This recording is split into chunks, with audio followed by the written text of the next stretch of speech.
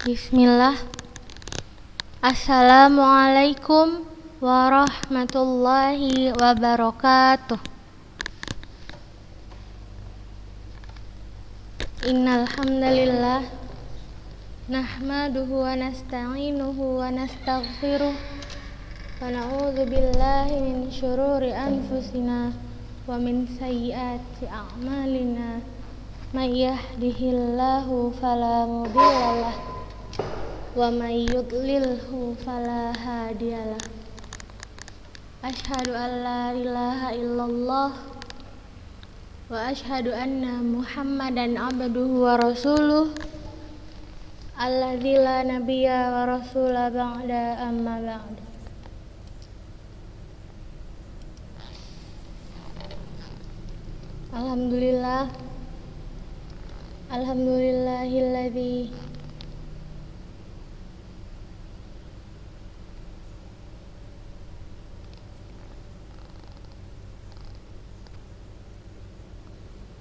Alhamdulillahilladzi khalaqas samawati wal ard wa ikhtilafil laili wan nahar.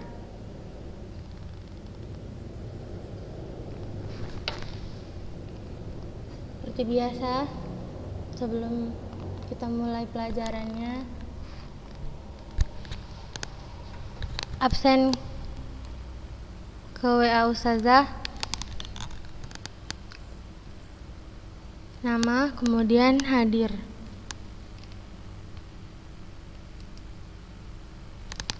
Alhamdulillah, kita sudah menyelesaikan ulangan harian yang insyaallah nanti Ustazah berikan nilai dan kunci jawabannya.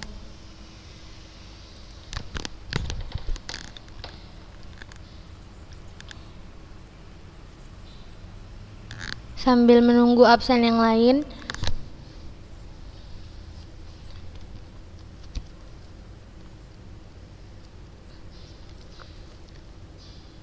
Ustazah ingin memberitahu kepada Antuna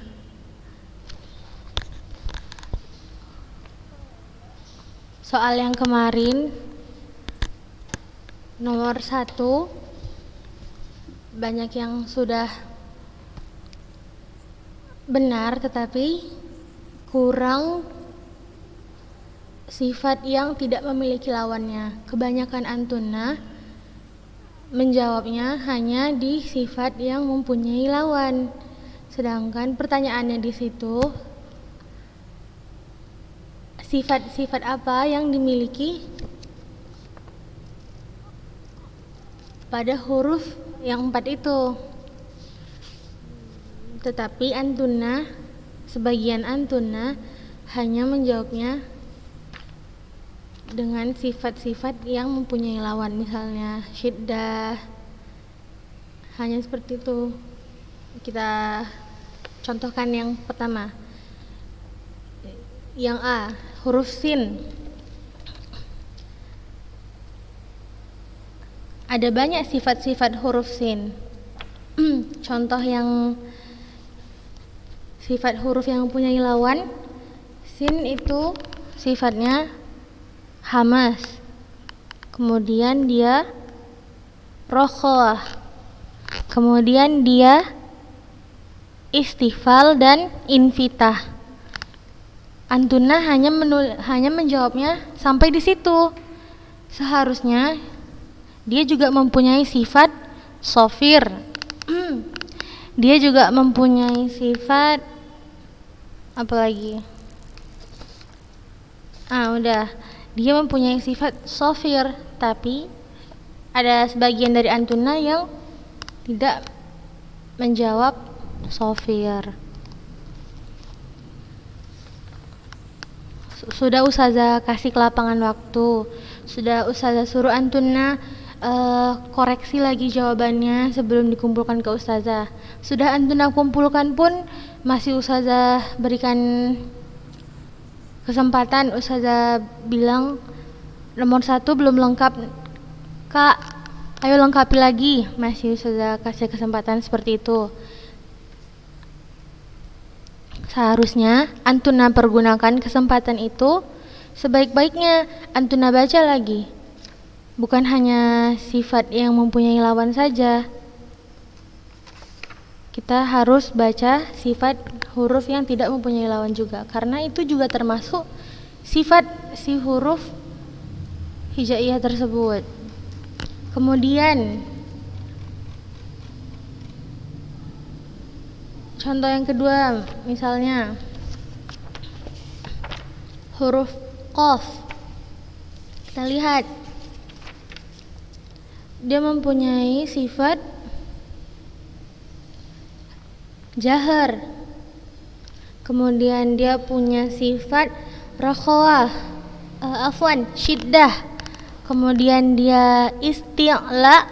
Kemudian dia infitah. Antuna hanya sampai di situ menjawabnya. Sebenarnya sebaiknya Antuna juga menyebutkan sifat qalqalah.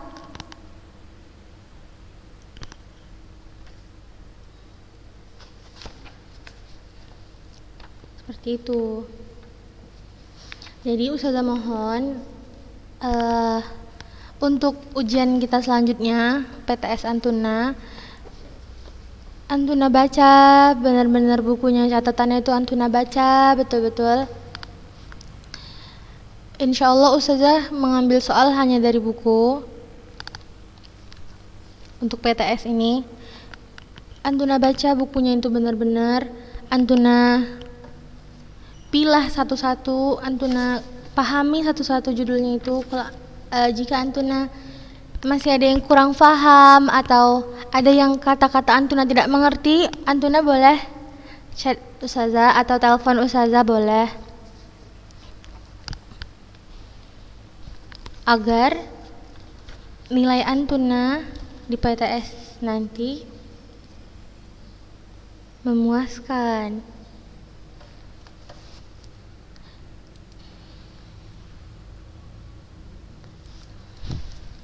Ya Kak ya, Ustazah berharap Antuna lebih berhati-hati lagi dalam mengerjakan soal-soal yang Ustazah berikan.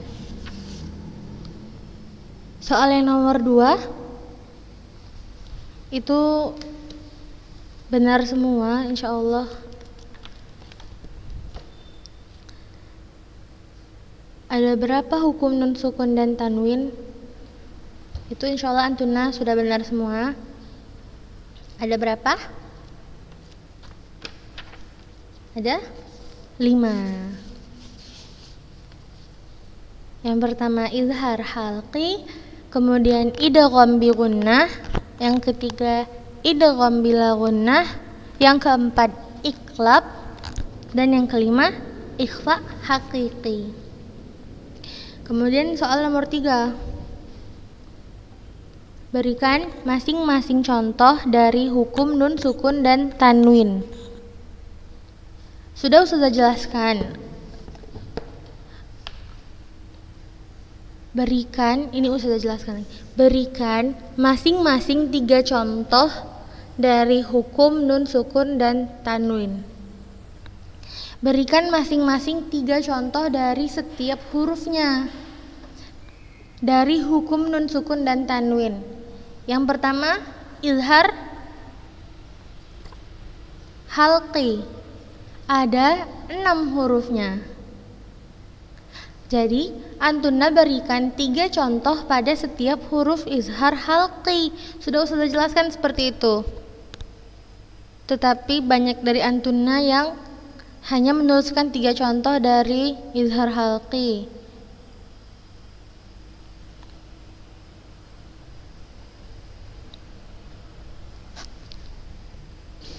Sudah Ustazah berikan kesempatan juga. Ketika Antuna kumpulkan ke Ustazah katakan, afwan Kak, nomor 3-nya belum lengkap, ayo lengkapi lagi Kak. Kemudian Ustazah berikan contohnya juga.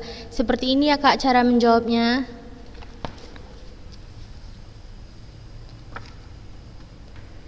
Tetapi antunna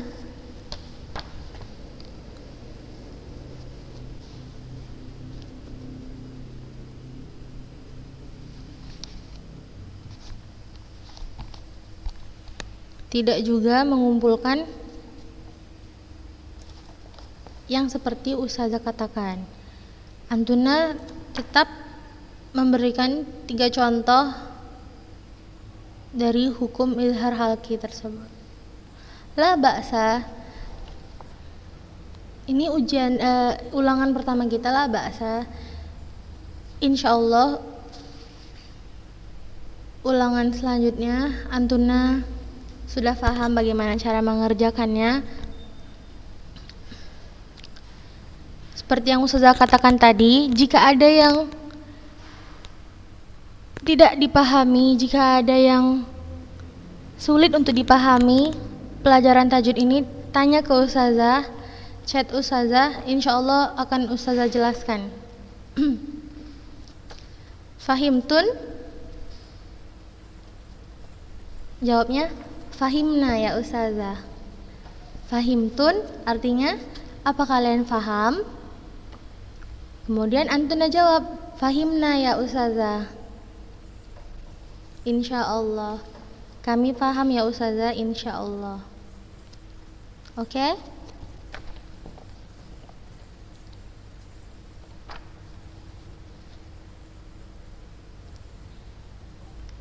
Kita lanjut ke pelajaran kita hari ini.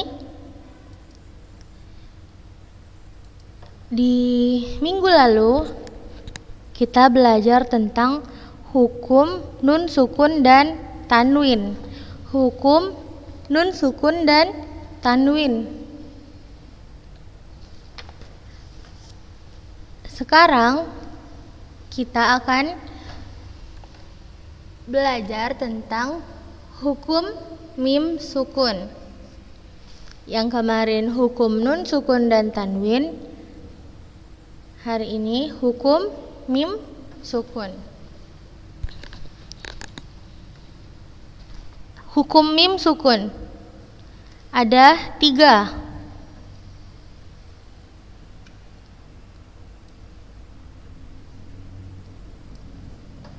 Yang pertama, ikhfa syafawi. Al-ikhfa'u asy-syafawiyyu terjadi apabila mim sukun bertemu dengan ba, huruf ba. Apabila mim sukun bertemu dengan huruf ba, dibaca huruf mim dengan gunnah.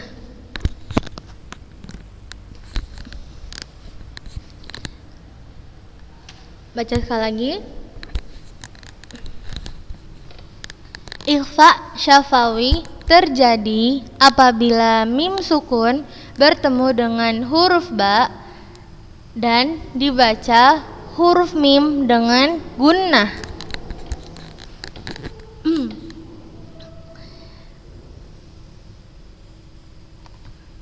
Hukum mim sukun ada 3. Yang pertama, ikhfa syafawi terjadi apabila mim sukun bertemu dengan huruf ba, maka cara membacanya huruf mim dengan gunnah. Ini rumus. Nanti insyaallah kita baca sama-sama penjelasannya. Yang kedua, idgham mimi terjadi apabila mim sukun bertemu dengan huruf mim.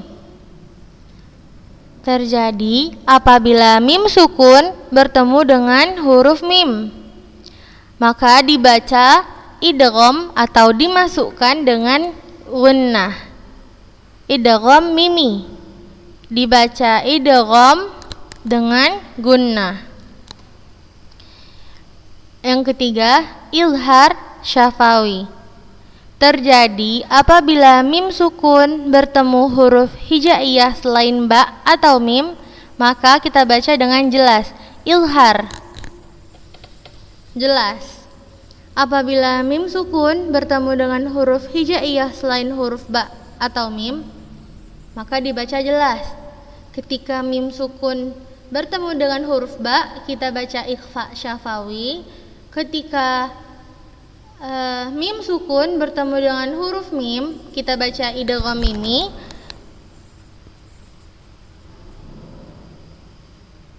Ketika mim sukun bertemu dengan huruf hijaiyah selain huruf ba maupun huruf mim, maka kita baca jelas. Ustazah jelaskan satu-satu insyaallah.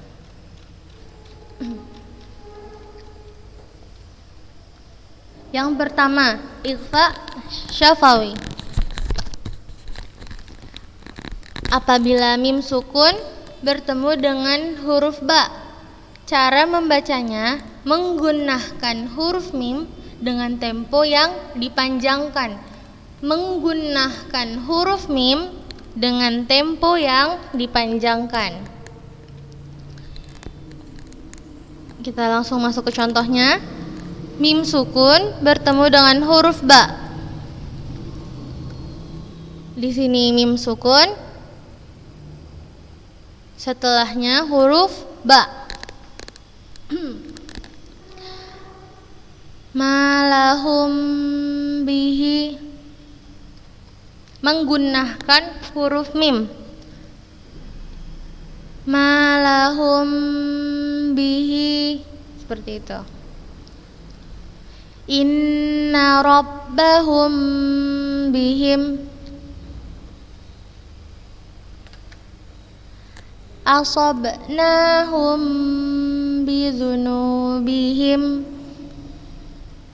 asabnahum, menggunakan huruf mim dengan tempo yang dipanjangkan. Insyaallah paham anak-anak ustazah? Fahimtun? Fahimna, seperti itu jawabnya. Yang kedua, idgham mimi. Apabila mim sukun bertemu dengan huruf mim, maka cara membacanya, mim pertama diidghamkan ke dalam mim kedua dengan tempo gunnah yang dipanjangkan.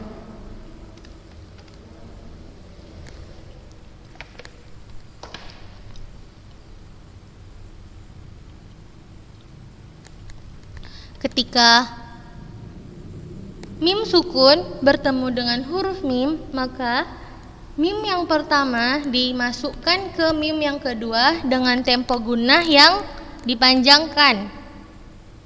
Ketika mim sukun bertemu dengan huruf mim, maka kita bacanya mim yang pertama kita masukkan ke mim yang kedua, kemudian kita gunakan dengan tempo yang dipanjangkan.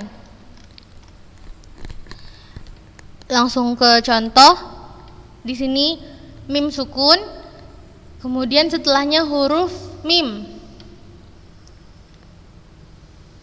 Annahum muhtadun. Annahum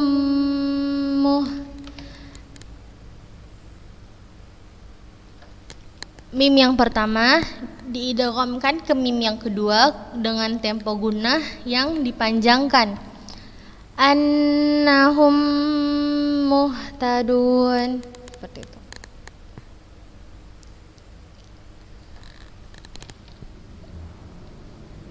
Kemudian yang mana lagi yang mau ustazah bacakan?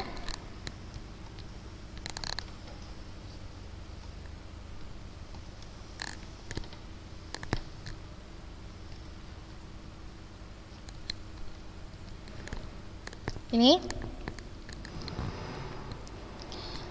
wa may yatawallahum minkum lahum dimasukkan ke mim yang kedua dengan tempo gunnah yang dipanjangkan. Fahimtun? Masya Allah.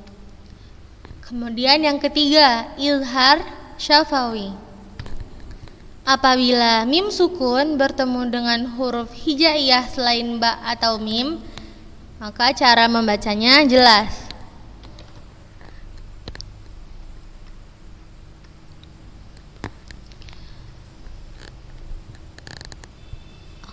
Di sini mim sukun, kemudian setelahnya huruf qaf selain huruf ba atau mim, maka kita baca jelas.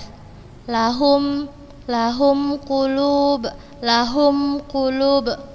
Bukan ustazah baca lahum qulub, la, khata, salah.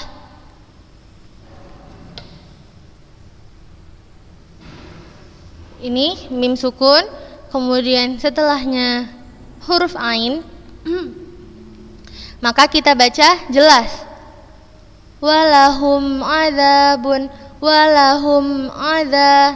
seperti itu. Ini mim sukun, setelahnya huruf lam, kemudian mim sukun, setelahnya huruf ta. Kita bacanya dengan jelas. Amlam, jelas. Bukan ustazah idghamkan amlam, khata, salah. Alaihim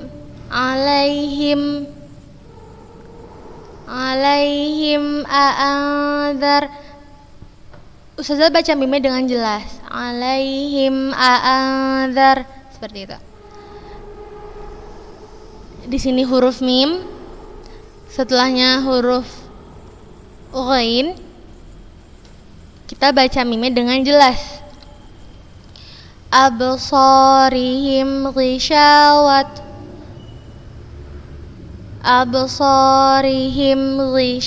langsung jelas dia mimnya. Bukan ustazah gunakan ataupun bukan ustazah masukkan.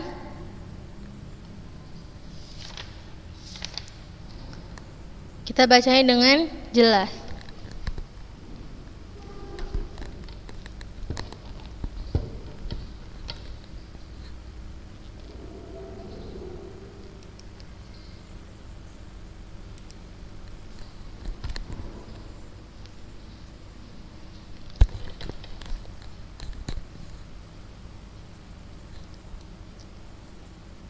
Ini rangkumannya, Antuna catat ini, kemudian berikan contohnya, contoh yang di sini tadi, agar Antuna lebih paham. Antuna gariskan, atau Antuna lingkari, atau Antuna bedakan warnanya, atau Antuna stabilo, atau Antuna, ya seperti itu, agar Antuna lebih paham.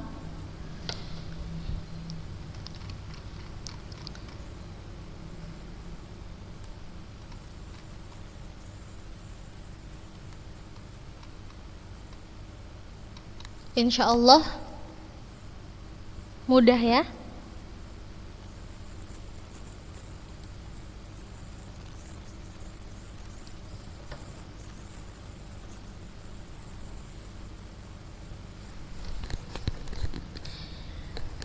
Seperti biasa, catat, kemudian foto kirim ke ustazah.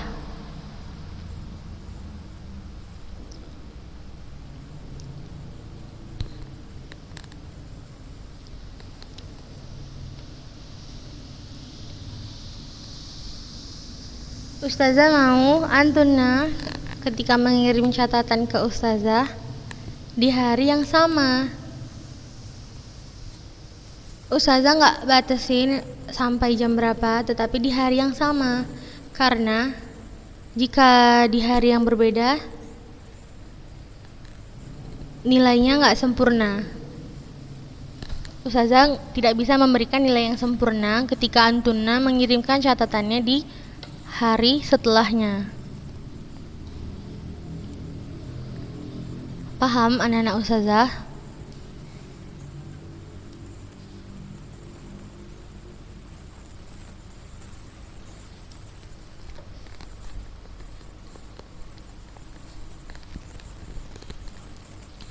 Jazakunallahu khairan.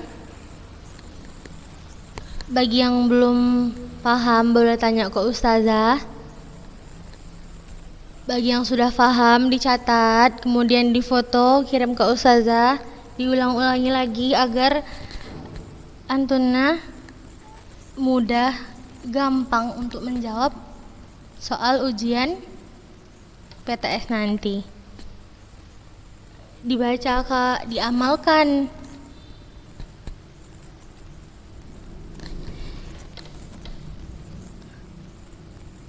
Kakak udah tahu ilmunya. Insya Allah kita sudah tahu ilmunya. Ketika nun sukun atau tanwin bertemu dengan huruf hamzah, itu hukumnya seperti apa? Insya Allah antuna sudah tahu. Jadi antuna amalkan. Antuna baca Al-Quran dengan hukum-hukum yang sudah antuna pelajari. Insya Allah mendapat pahala di sisi Allah. Insya Allah ilmu yang antuna dapat lebih berkah karena antuna mengamalkannya.